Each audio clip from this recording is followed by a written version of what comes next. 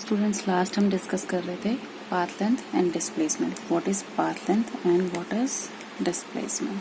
ठीक है, अब पाथ लेंथ क्या होता है? Total distance, total distance travelled in time t, किसी टाइम t में. ठीक है, और ये क्या होता है? मिनिमम डिस्टेंस, मिनिमम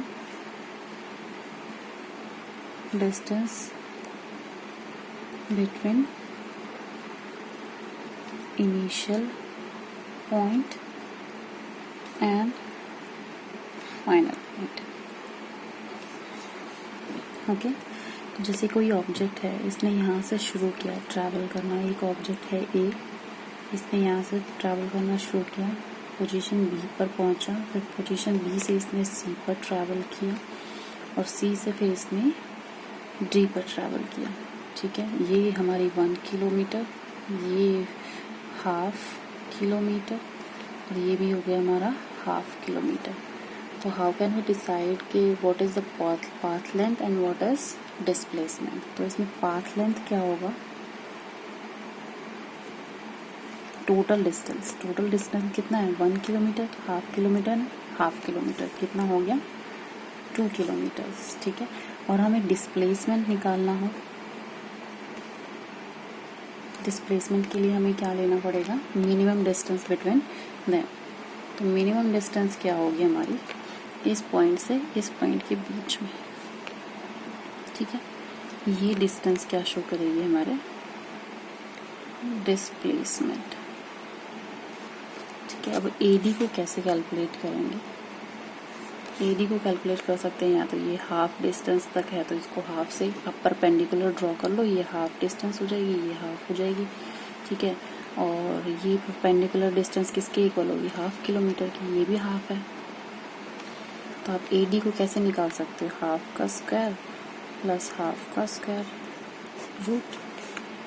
ठीक है, तो हम कैलकुलेट कर सकते हैं AD equals to 1/4 plus 1/4 which is equals to 4.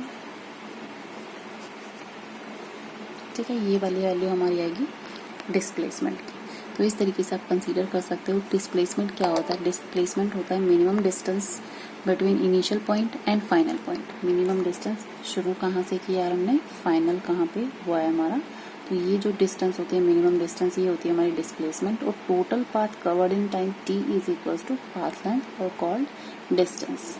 ठीक है, तो इन दोनों में ये डिफरेंस होता है. तो आप ये क्वेश्चन ये भी पूछा जाता है कि डिस्टेंस डिस्प्लेसमेंट के इक्वल हो सकता है और डिस्प्लेसमेंट हमेशा डिस्टेंस के इक्वल होता है या नहीं. ठीक है, तो डिस्प्लेसमेंट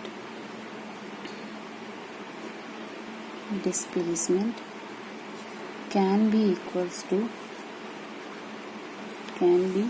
equals to distance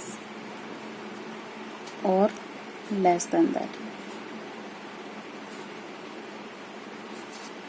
ठीक है, तो कोई एग्जांपल हमने ले लिया. फर्स्ट पॉइंट ए से बी तक ट्रैवल करता है, ए से बी तक पहुंच जाता है, तो इसमें डिस्टेंस भी क्या है और डिस्प्लेसमेंट भी क्या है? सेम है. ठीक है, डिस्टेंस और डिस्प्लेसमेंट क्या है? सेम. अब हमारा सर्कुलर पाथ ले लो. इसने यहाँ से शुरू किया, ये ट्रैवल करके यहाँ पर आ गया. ठीक है, तो इसी पॉइंट पर आ गया, तो इसमें डिस्टेंस क्या होगा? 2πr. और डिस्प्लेसमेंट क्या होगा? 0, क्योंकि यहीं से इसने शुरू किया, यहीं पर इसने एंड कर दिया. तो डिस्प्लेसमेंट इस केस में क्या होगा? 0 और डिस्टेंस क्या होगा? 2πr. ठीक है, दिस इज द डिफरेंस. तो कोई क्वेश्चन ये भी पूछ सकता है कि कौन सी क्वांटिटी आपकी 0 हो सकती है, डिस्टेंस या फिर डिस्प्लेसमेंट. तो आप कह सकते हो कि डिस्प्लेसमेंट कैन बी 0 और distance can never be 0 until or unless the object does not move from its position. ठीक है, जब तक वो रेस्ट पोजीशन में तब तक तो डिस्टेंस उसकी 0 ही रहेगी. अदरवाइज इन केस कि वो कुछ ट्रैवल करता है किसी टाइम t में, तो डिस्टेंस कैन नेवर बी 0. ठीक है, नेक्स्ट टॉपिक हमारा आता है एवरेज वेलोसिटी और स्पीड.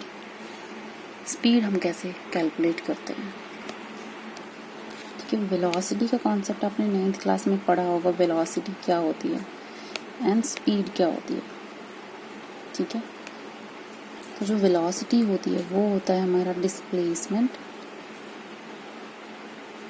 डिवाइडेड बाय टाइम, ठीक है। और स्पीड होता है हमारा total distance in total time. और डिस्प्लेसमेंट क्या होता है, इनिशियल पोजीशन और फाइनल पोजीशन का डिफरेंस होता है, ठीक है।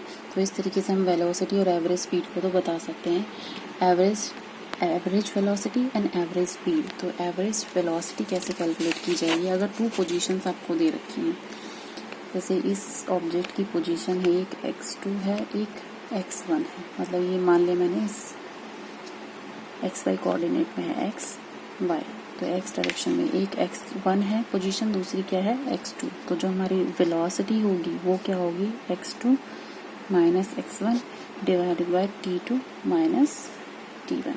मतलब ये टाइम t किसी टाइम t पर है, टाइम t 0 लगा लिया मान लो, ये हो गया हमारा टाइम t पर, ठीक है। तो एक की वैल्यू 0, एक की वैल्यू t, और x2 की वैल्यू और x1 की वैल्यू पुट करके हम क्या निकाल लेंगे, एवरेज वेलोसिटी। सेम हमारे पास एवरेज स्पीड का फॉर्मूला है। एवरेज स्पीड के लिए हम क्या करेंगे, total path travel divided by total time, ठीक है।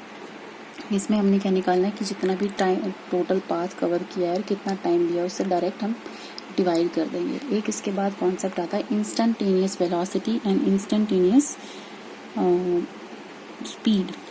अब इसमें देखो, ये हमारे पास वैल्यू क्या है, ये x2 minus x1 t2 minus t1। अब इसको हम लिख सकते हैं change in x and change in time t। तो वेलोसिटी हमारी क्या हो गई, चेंज इन x मतलब change in position divided by change in time, ठीक है।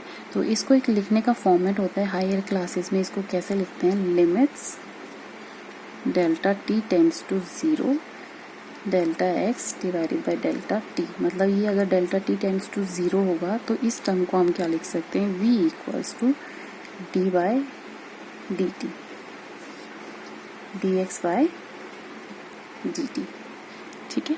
ये होता है हमारा differential coefficient of x and y, ठीक है, differential coefficient of x and t, ठीक है। इसको हम बोल सकते हैं rate of change of position with respect to time. इसको बोलते हैं हम rate of change of position with respect to time. तो ये हमारी क्या होती है, इंस्टेंटेनियस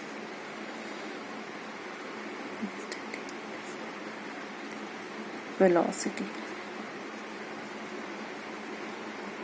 ठीक है।